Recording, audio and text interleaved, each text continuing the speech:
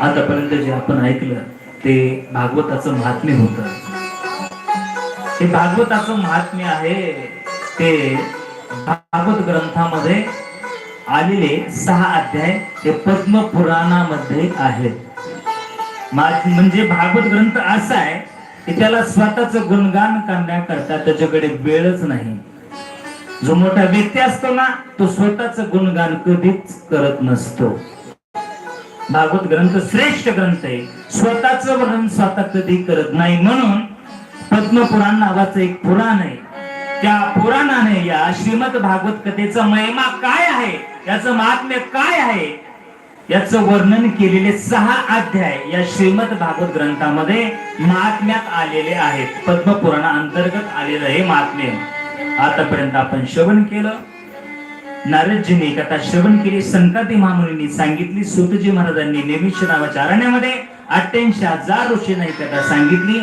कशा करता ही कथा सांगितली तर भक्ती मातेचं दुःख दूर करण्याकरता ज्ञान आणि वैराग्य यांना जाग आली. ज्ञान आणि वैराग्य दोन्ही जागे झाले, त्यांना पुष्टी प्राप्त झाली. आम्ही तिघही या कथेमध्ये आलोय. आम्ही कुठे जावं, आता काय करावं. मग देवाने सांगितलं, हे भक्ती माते तू काय कर, जे जे ही कथा श्रवण करण्याकरता इथं येतात त्याच्या हृदयामध्ये जाऊन बस. भक्ती माता तुमच्या हृदयात आली म्हणून तुम्ही दुसऱ्याही दिवशी कथेला आले. गोपाल कृष्ण भगवान की जय. आता प्रथम स्कंदामध्ये आपल्याला प्रवेश करायचा आहे. व्यासजींनी सुंदर असं मंगलाचरण या प्रथम स्कंदामध्ये दिलेले. कुठल्याही कार्याला सुरुवात करण्या अगोदर आपण काय करतो, वक्रतुंड महाकाय सूर्यकोटी समप्रभ निर्विघ्नं कुर्मे देव सर्व कार्येषु सर्वदा मंगलाचरण करायचं असतं. कुठलंही कार्य निर्विघ्नपणे पार पडण्याकरता मंगलमय अशा भगवंताचं मंगलाचरण करायचं असतं. ते कार्य निर्विघ्नपणे पार पडतं.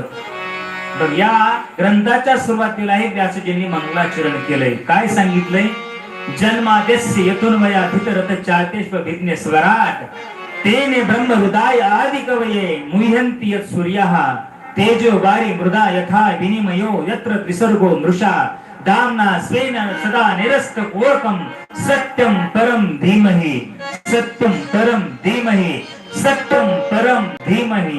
या मंगलाचरणामध्ये सांगितले जन्मादेस्य, जो जन्माच्या अगोदर आहे, आपल्या जन्म झाल्यानंतर आहे आणि आपण गेल्यानंतर सुद्धा आहे. जन्मादेस्य जन्मादेस्य युतोन वयाधित रथ चातिष्वभिज्ञस्वराट तेने ब्रह्म हृदय आदि कवये. ब्रह्मदेवाने त्यांना आदि कवीची उपमा दिली.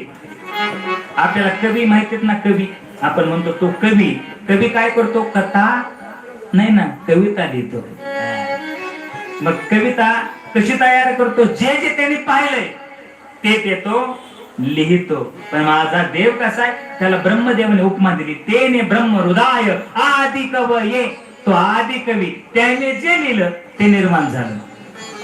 असा तो कोण, तर सत्यम परम धीमहि सत्यम परम धीमहि सत्यम परम धीमहि. महाराजांना लोणी खायला आणलं काय, प्रेम से बोलो राधे राधे.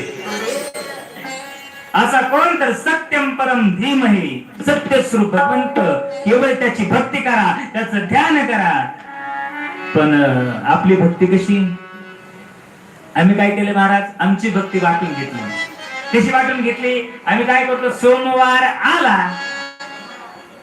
महादेवाच्या मंदिरात जातो दिवसभर. मग काय, ओम नमः